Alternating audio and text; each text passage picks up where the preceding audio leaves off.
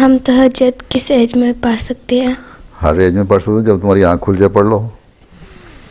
जिस एज में तुम अव्वल तो तुम जब नमाज पहले तो नमाज फ़र्ज़ होती है ना, हैं 7 साल की उम्र में बच्चों को नमाज़ पढ़नी शुरू कर देनी चाहिए। 10 साल की एज में फ़र्ज़ हो जाती है नमाज, हैं, ठीक है। और बच्चे जो बाद बच्चे छोटे उम्र के होते हैं वो कहते हैं हमने रोज़ा रखना है, हैं।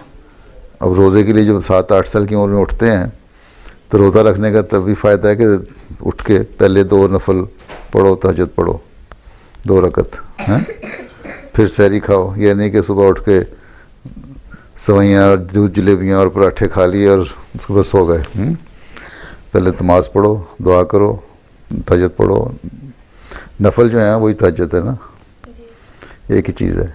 तो जिस उम्र में कभी आँख खुल जाए, तुम्हारा दिल चाहे पढ़ने को तो पढ़ लिया करो, और उसके बाद जितनी बाकायदगी इख्तियार करोगे करती रहो। ये लाजमी नहीं है, लेकिन मर्ज़ी है तुम्हारी।